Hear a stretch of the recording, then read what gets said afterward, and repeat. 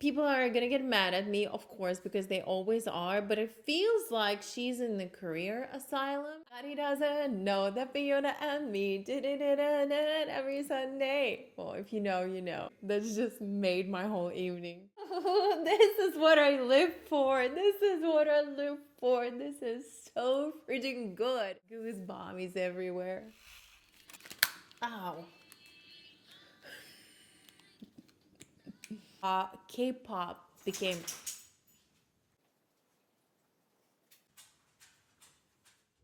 in 2007, Disney pulled one of the best buy one get one free deals in the pop history. You bought a new Hannah Montana soundtrack with 10 brand new songs from your favorite Disney character. And tucked away in the same CD, you got the debut album from a girl named Miley Cyrus. At that time, it probably felt like a bonus, but we knew that that was a history in making.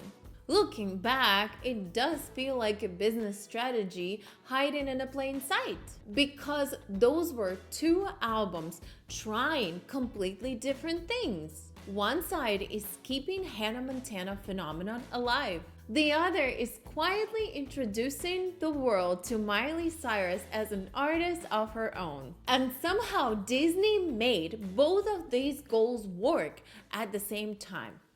So I'm splitting this review in two, and today we are opening the first half of the package. Meet Hannah. Welcome to the Millennial Moment, the channel where we review and revisit the best-selling albums of the Y2K era.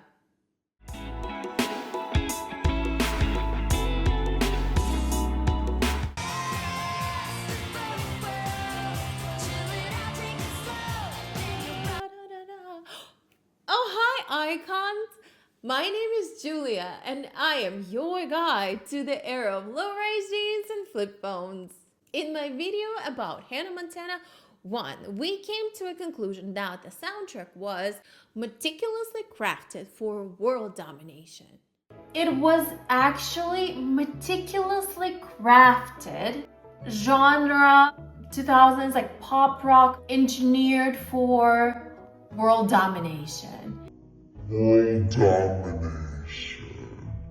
Season 1 introduced the phenomenon. Season 2 had to maintain it. Disney had figured out that they had a lightning in a bottle, and suddenly everything got bigger.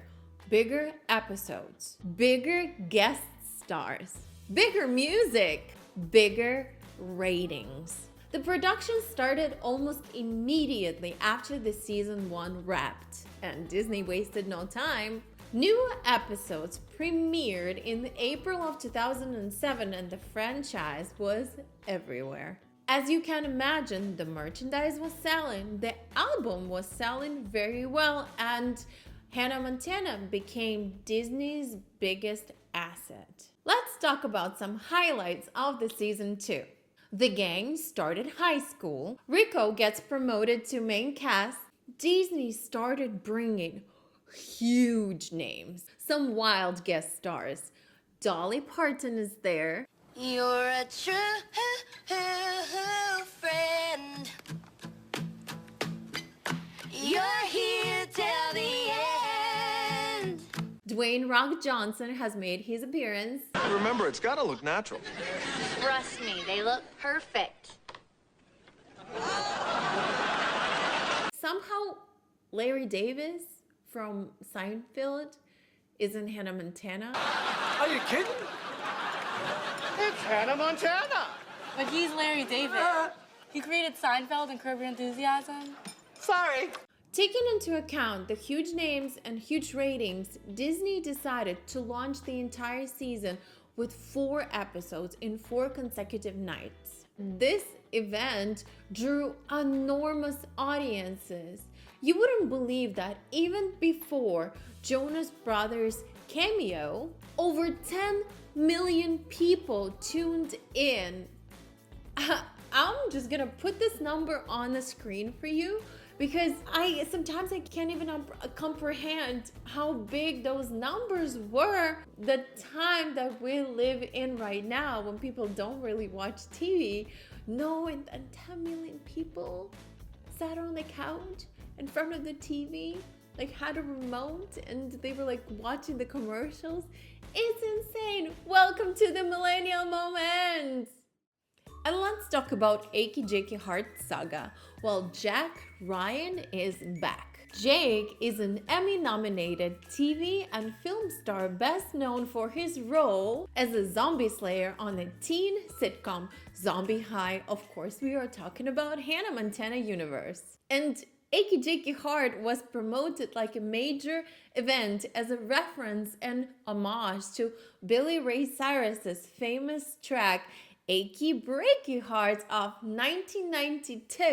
Don't tell my heart, my achy breaky heart, I just don't think it understands. Jake goes full-on rom-com mode, declares his love for Miley on live television, and finally wins her back. And then he reveals his secret.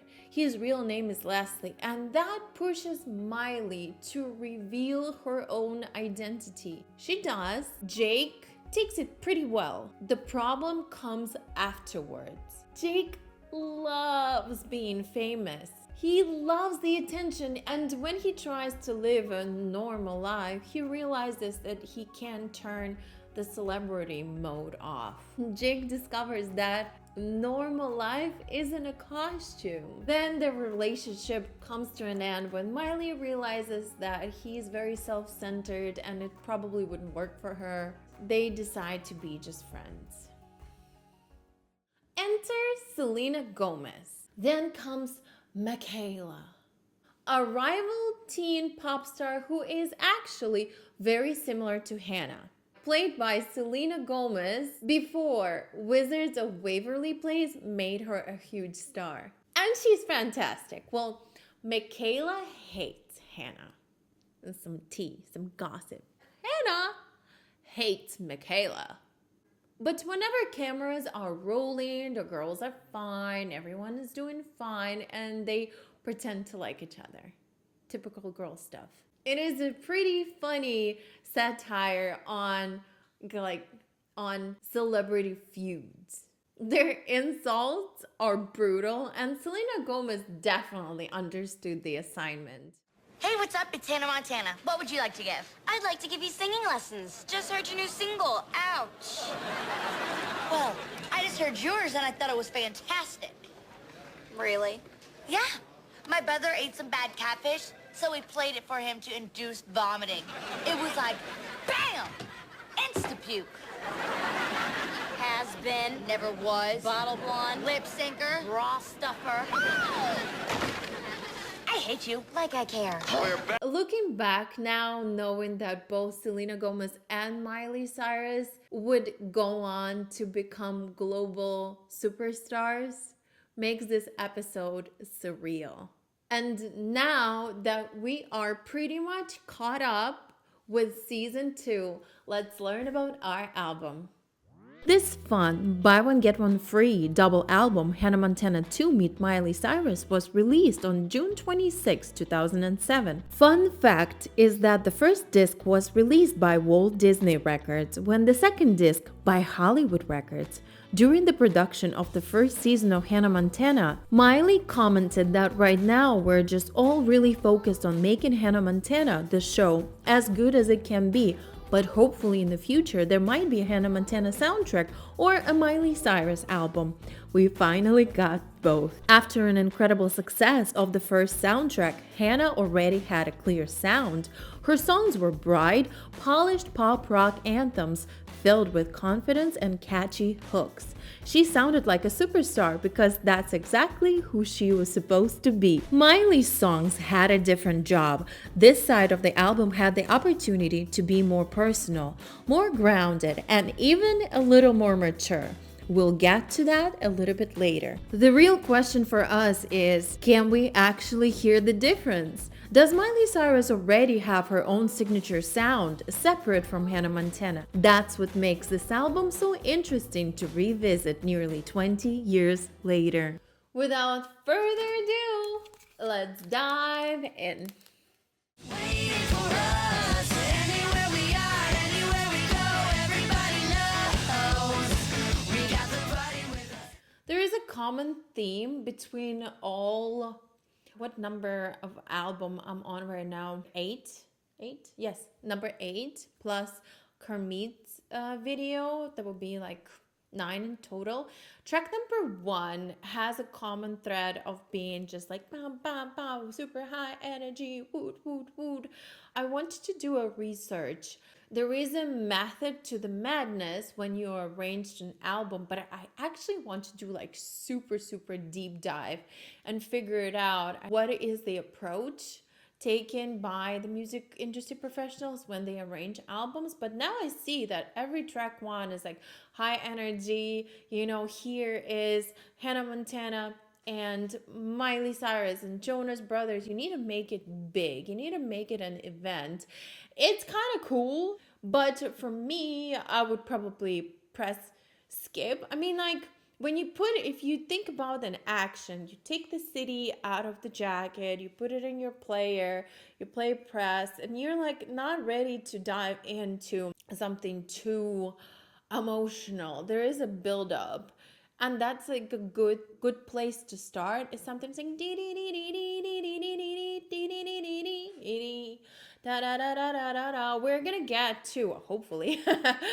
Somehow we always do get to like a soft spot, and there is a emotional arc, some development, the plot twist, and reverse of fortune.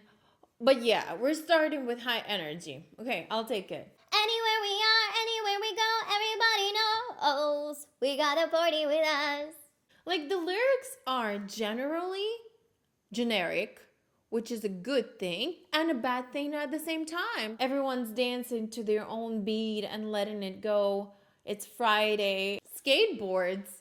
That captures 2000s like to the T. The more I listen to it, like, I always knew I liked Miley Cyrus, but now listening to Hannah Montana, I really love her voice. People are gonna get mad at me, of course, because they always are, but it feels like she's in the career asylum. I want her back. I love her voice and I miss her voice. That's the kind of voice people grew up in 2000s listening to Christina when you sing pretty much like screaming your lungs out. Miley's style and Miley's voice like makes me want to do that. Get like, ah! And it's like sitting lower, so it's in a comfortable register, and it's fun. It makes me want to sing again. When I hear Miley, I want to sing again. Well, did you know that there are 2 versions of this song on the album? As I see right now, it's just Miley. But of course, there is a recorded and released version with Jonas Brothers. It was the first collaboration between Hannah Montana, Miley, and Jonas Brothers that helped building this Disney universe, helping them with the strategy of cross-promoting their biggest stars. Energy is up. Let's see what else she has to offer. Nobody's perfect. I gotta work it again and again till I get it right. I like the beginning. It's like everybody makes mistakes. And then she switches to everybody gets that way. Everybody makes mistakes. Sounds a little K-poppy, which I do not know how old K-pop is as a genre. It feels to me like this was before K-pop, so let's hope that K-pop got inspired by works of Miley Cyrus and Hannah Montana. Well, as you know, that I am a Hannah Montana rookie. I'm learning with you guys, and through my research, I've heard of this song before. I did not expect it to sound like this. I'm trying to figure it out if I like it or not. The fact that I had expectations and my expectations were sitting pretty high. Right now, I'm struggling to develop an objective opinion. Nobody's perfect. I gotta work it again and again till I get it right. I love that little motivation speech that she gives. Next time you feel like it's just one of those days when you just can't seem to win, if things don't turn out the way you planned, figure something else out. Don't stay down. Try again. I'm sure people got tattoos of this. The energy is infectious, right? Remember I was saying I couldn't figure it out how I felt about this song? The more I listen to it, the more it just like brings my battery energy levels up and I just want to start singing and dancing. The thing is like this song has no breaks at all. It just keeps going and going and going at this high pace, which is crazy. I mean, you need to get the energy out of those teens so they could like go to sleep and parents can relax sitting on the couch and drinking their wine, right? It's crazy. Those drums, bam, bam, bam, bam, bam, bam. So let's call this song a mission statement, right? So your goal as a character, Hannah Montana is a girl from the TV. Your goal is to make other girls in the world to feel powerful and confident. What was that confident boost from soundtrack number 1? Who said? Who said? But yeah, similar vibes. I love like the positive message of this song is combined with realism, like nobody's perfect and everyone makes mistakes, which is really healthy because not everything is rainbows and butterflies. You'll be fine. Don't let anyone tell you that you're not strong enough. This song has pretty much identical mission statement, even the words. There's nothing wrong with just being yourself. Again, nobody's perfect, right? Literally paraphrasing, but completely different vibe of the song. Like if the one was high tempo, this is like mid tempo, and this is closer to home for me because it has this country vibe. Instead of singing while jumping on a bed, I kind of want to learn how to play guitar, if you know what I mean. Pre-choruses are beautiful. It's a perfect build. How most of the songs used to be written are just like you're climbing that ladder. It's fantastic. And in the chorus, you just like let loose because you're already on this height when you just want to open your mouth and sing your heart out. Don't let anyone tell you that you're not strong enough. The perfect line to conclude our chorus, the one that we just sang on top of our lungs, is speak your mind and make some noise. This is the song I'm adding to my playlist. Super uplifting message. Wonderful fit for Miley's voice. I'm gonna look for live performance for Miley because I think this song sang live would sound phenomenal.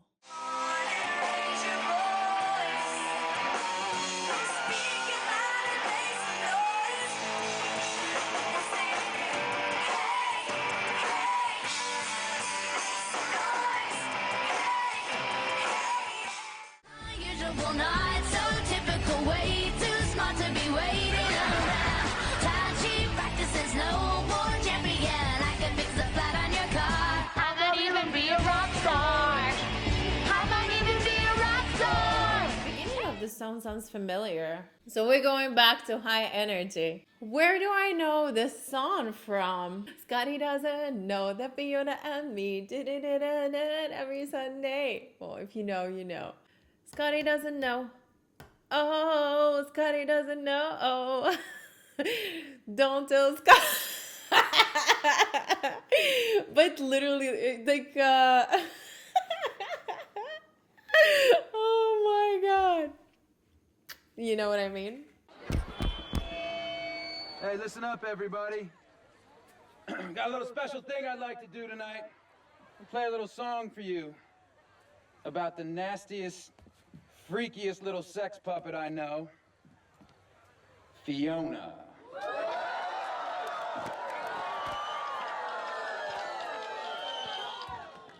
This one's for you, baby. Happy anniversary.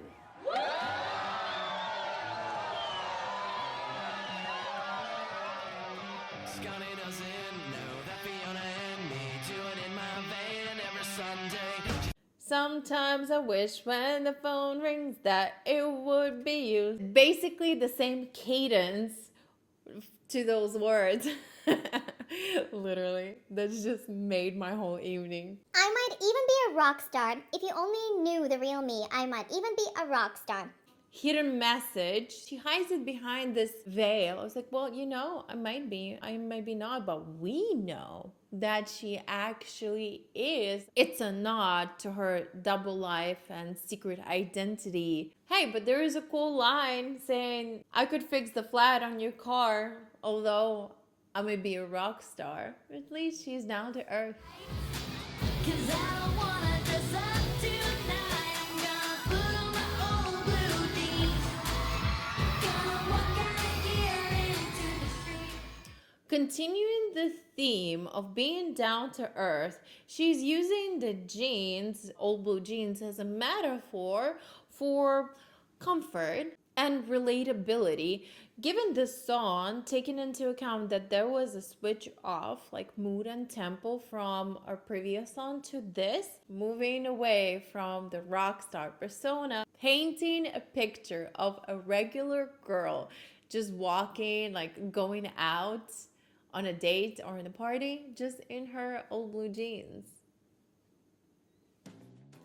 Oh, did you know that Old Blue Jeans isn't just a catchy tune, it's a nod to Miley Stewart's, not Miley Cyrus, Miley Stewart's horse, Blue Jean from the show. Miley got him when he was just 4 years old, and when he was so little, he used to tug on her blue jeans, like hence the name. So the song's title is a sweet shout out to her childhood buddy.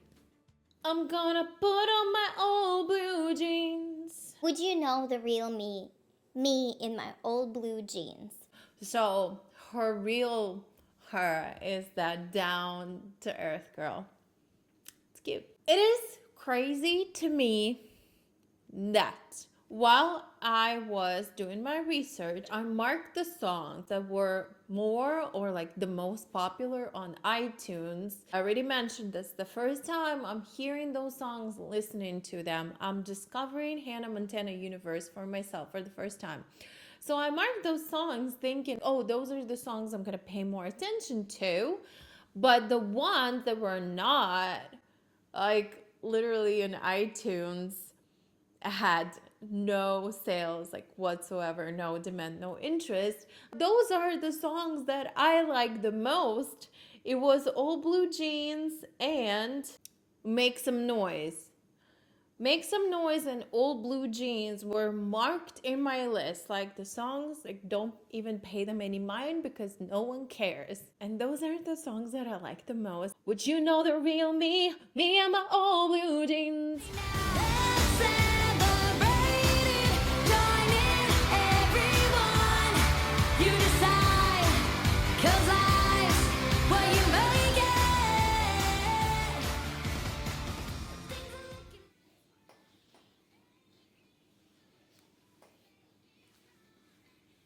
Like this song would be kind of skip for me.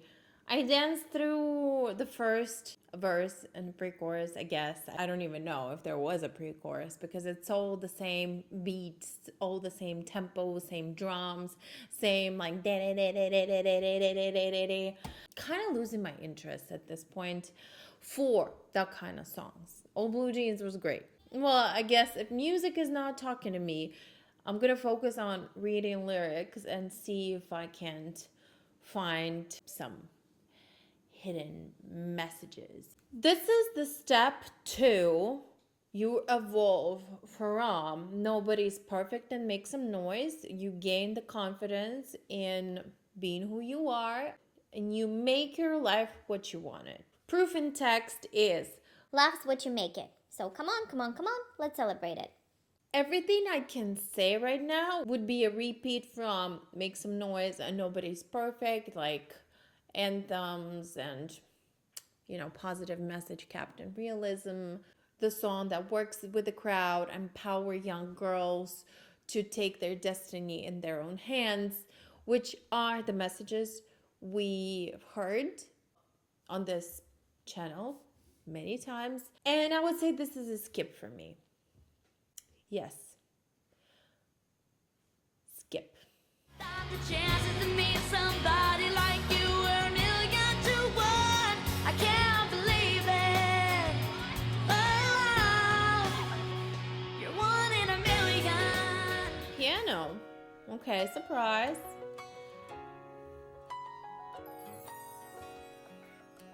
How did I get here? I turned around and there you were. This is what I live for. This is what I live for. This is so freaking good. Oh my god. I mean, do I have a unhealthy relationship with keyboards and like piano music? Maybe. I don't know, but there's like a soft piano and then Miley's like a little deeper voice starts. Oh, I got like goosebumps everywhere. Let's start from the beginning again. You guys, you need to go listen to this song right now. That there was more than just chemistry. I mean, I knew you were kind of into me, but I figured it's too good to be true. This one immediately goes in my playlist. My gosh, bam, immediately. From the first chord, from the first song note, from the first like melody there, it's so good. The poetry reminds me of Taylor Swift a little bit. Like, they say that good things take time, but really great things happen in a blink of an eye. That could be a Taylor Swift song or Shakespeare. Wordplay, 1,000,000 to 1, and you're 1 in a million. Super cute. Super cute. This is my kind of song. I love her voice. What's that movie? The Lost Song, where she starred with her future ex-husband, Liam Hemsworth. Her vocals here sound mature. It's not tween anymore. That's pretty good, like teenage crush, do or die thing, you know, chances to meet you were 1 in a million, whatever. And that was the feel of that movie. I'm gonna do something cool with this song. I don't know if I'm gonna learn it on piano. I really want to utilize it at some point. I'm still brainstorming ideas for the channel, how to make it more interesting. I'm gonna announce it here that Vicky, my cousin, she's gonna move to the short. The burn book is not gone. And Vicky is not gone, but she's gonna get her own segment of the millennial moment and she's gonna be in charge of the shorts.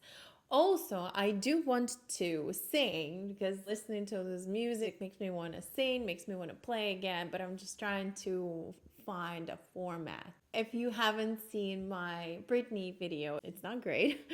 It's the first video on this channel, but I did sing and play a little bit and it was really cool. It was 100% improv. I was sitting right here. Honestly, I was so excited that it feels like I blacked out a little bit. I don't remember how I came up with the idea. Let me just like play it. How much time did it take? Did I turn off the camera? Or was I playing with the camera on the entire time? Or did I have some practice runs? I don't remember. But anyway, maybe I can do another segment with like covers and me playing the songs that I discover or rediscover or reconnect while listening to them with you guys. That's incredible. This is the best. I've really had a great time listening. Again, I can't stop smiling. My cheeks are hurting from smiling, which is a good sign. It's a very teen classic crush song. I feel the excitement of like meeting someone special. Our characters are growing and no wonder they start like falling in love and feeling all the feels. I love the songwriting in the song. I mentioned the wordplay and this simplicity. There is incredible value in simplicity. It creates like intimacy the friendship zone, and you put it next to those high tempo, confident boosting anthems and chants, you find a track like this that it's so easy to connect to it because it's so simple. And it shows that side of Hannah that we haven't seen before. I love it. We all wanna believe in love. We all wanna believe in something bigger than just us. The words that I use are we, us. So this is more about community rather than a personal storytelling. She doesn't use I or me. She doesn't say you like back in soundtrack 1 when she was trying to befriend you, the listener, the viewer. So this one is building community, like us. Who are us, right? That's a good question. So on a smaller scale, that could be her friend group. On a bigger scale, that could be all the Hannah Montana viewers.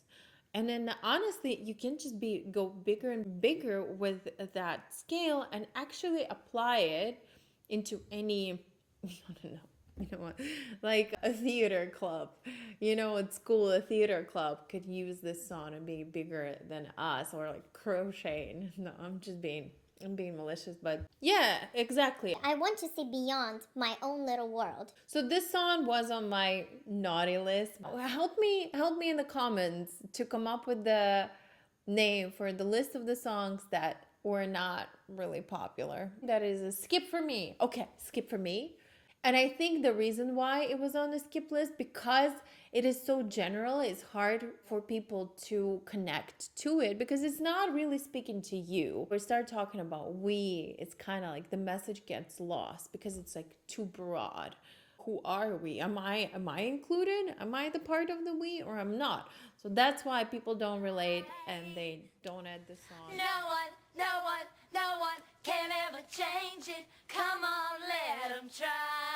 She is together now with the boy from 1 in a Million. Okay, we're progressing. Stage 2, from after meeting and falling in love, we are together, and it's very casual how we spend the day. All the normal stuff that couples go through, like we agree to disagree, but somehow we'll make it work. We can bend, but we are going to work it out. We're together. I'm always by your side. No one can ever change it. Come on, let them try. You're a true friend. You're here till the end. Well, yeah, I was telling you about Lily, that basically her friendship is the main relationship of the series. So it's nice that the last song on the album is dedicated to her. She deserves it. You don't get angry when I change my plans. Somehow you're never out of second chances. A true something. There is something going on with true. That's a lot for true. It's literally one syllable. True friend. Very nice. Shifting away from a double life pop star, rock star persona, shifting away from the boyfriend, acknowledging a friend. That's a very solid, a nice core, a very nice finish line. Similar to the first album, the soundtrack, the last song led us to the family. Behind all the glitz and glamour, you find your support group, your support system in your family. This is similar to your best friend. She strips it all down layer by layer, and at the center there is a true friend. If you're enjoying this deep dive and you want to hear more conversations about songs and albums and all pop culture moments that define 2000s, please give this video a like and subscribe to my channel. And now I want to hear from you. Were you more drawn to Hannah's larger-than-life pop star persona? Or did you connect more with Miley's down-to-earth personality? Let me know in the comments below. And with that, we are going to say goodbye to meeting Hannah, which is so funny at this point, the concept of meeting Hannah, the girl in 2007 needed no introduction. She was already one of the most recognizable characters on television. It doesn't reintroduce Hannah, it just reminds us while people fell in love with her so much. And honestly, I have to admit, I haven't fallen in love with Hannah Montana as well, although I've been in love with Miley for many, many years by now. But going back to Hannah, every song doubles down on what this character represents: optimism, confidence, friendship, dream big, learn from your mistakes, and the world is your oyster. I'm not sure if it's fair to say that this album feels bigger than number one, because I think personally for me, this album has, what am I trying to say? This album has more skips, but also has songs that touch my heartstrings more. The character got bigger, so the songs needed to go big as well. But the question stands, with millions of people who already fell in love with Hannah, could they fall in love with Miley Cyrus herself?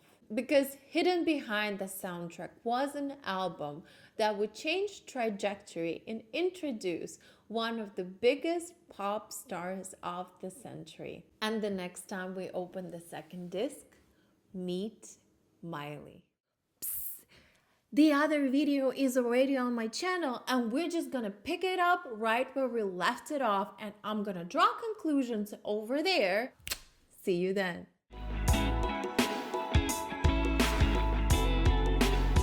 You look at her and think that she is perfect. She lives our dreams. Her life seems to be flawless. And she tells us that nobody's perfect. Yay. You go, Hannah, or Miley, or Disney.